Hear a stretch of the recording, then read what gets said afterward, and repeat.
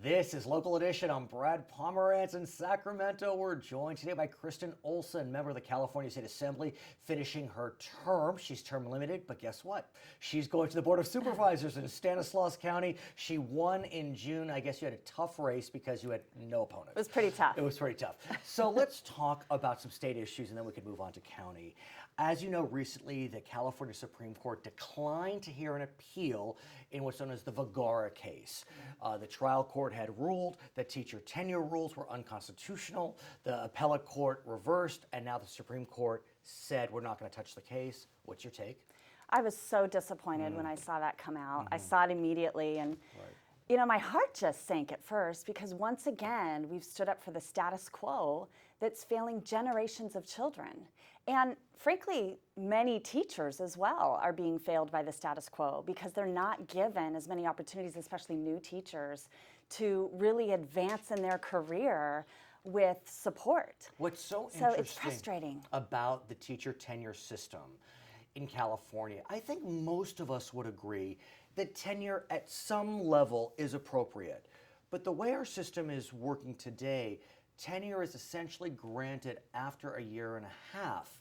I mean, that means a teacher who's maybe 25 or 6 has lifetime tenure. God bless our teachers. That's right. But that's there's something broken about that, right? I mean, think back to our first jobs, your first year on the job, you're learning. You just got out of college, you're learning, and you should be given time to really master the craft before you're evaluated as to whether you get to stay forever or not. Our kids deserve that, and so do those teachers. What's also been frustrating for some is this notion of last in, first out. Yes. Where, let's say, layoffs are needed because of budget cuts.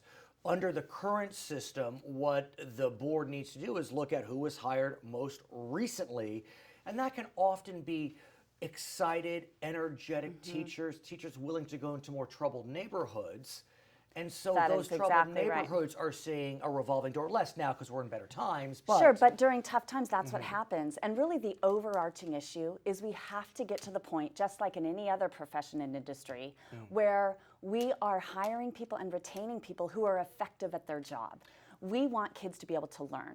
And most teachers are doing a fantastic job at that. But the few who aren't are failing our kids and ultimately failing the long-term success of our economy because then kids aren't prepared for the workforce.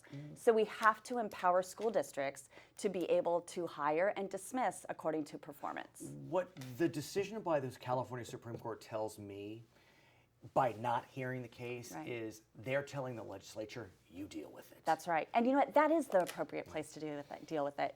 The legislature's job is to pass public policy that is in the best interest of Californians.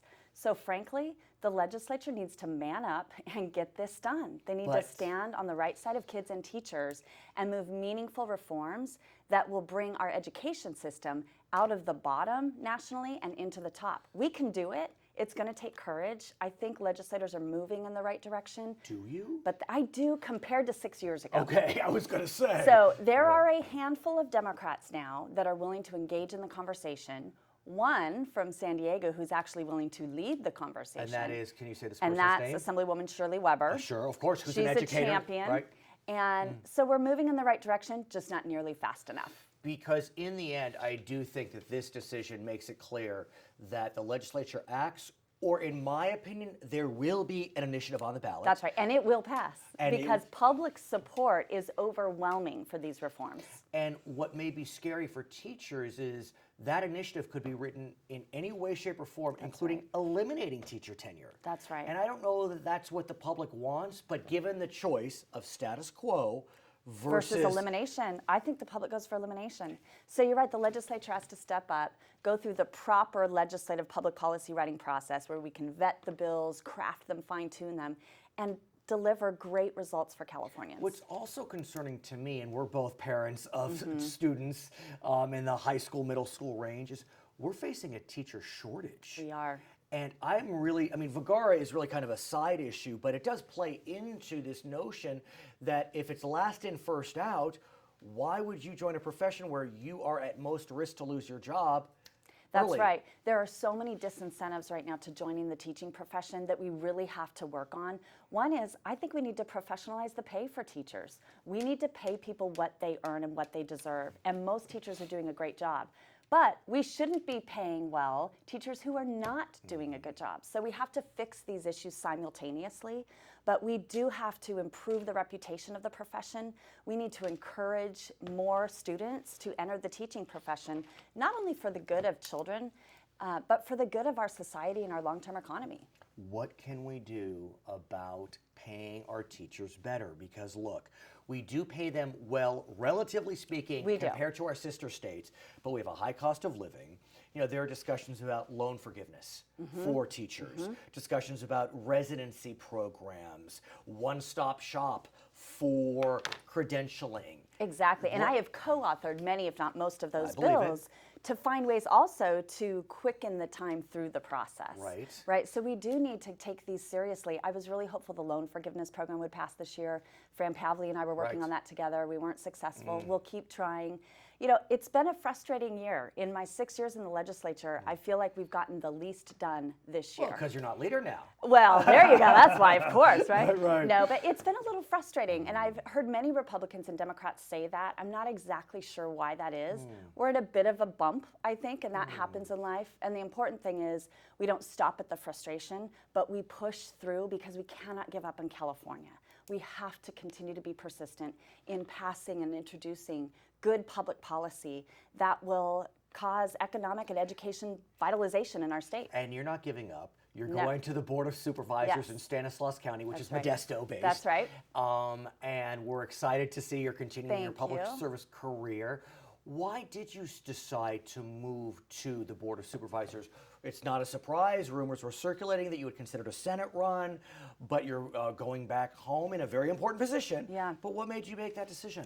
You know, one thing I've learned in my life is life has a way of throwing surprises at you. Oh, yes. Whenever we plan what we're doing, at least for me, it doesn't work out so well. We all expected to go to the Senate. I thought I was going to the Senate. And then I just realized my kids are at critical ages, starting high school for the first time, junior high. Our youngest is in 3rd grade.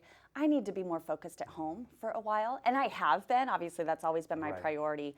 But I need more time at home. But I have a passion for public service and trying to lead to a better quality of life for all of us. So I'm excited I can both be at home with my kids and serve on the Board of Supervisors. I've said this before. I think the Board of Supervisors is one of the most consequential positions when you think about public service in the state of California. It's certainly where the rubber meets the road. Right. I mean, you really are impacting people's lives day in and day out.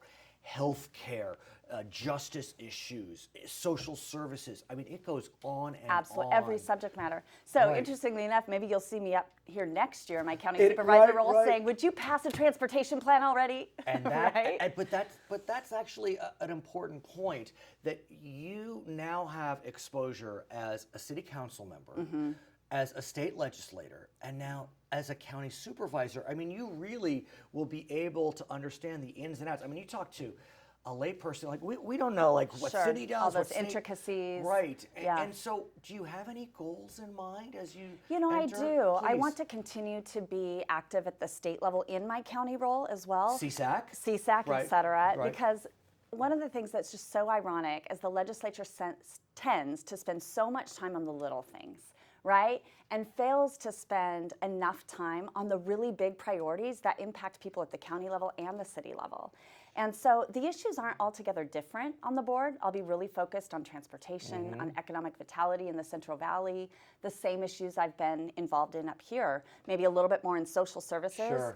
But what we need is more integration between the levels of government so we can deliver results for the people of California. And the good news is you're stuck with me, because we're going to still be interviewing folks in Stanislaus County. She is Kristin Olsen, member of the California State Assembly, incoming member of the Board of Supervisors in Stanislaus County. My name is Brad Pomerance in Sacramento, local edition.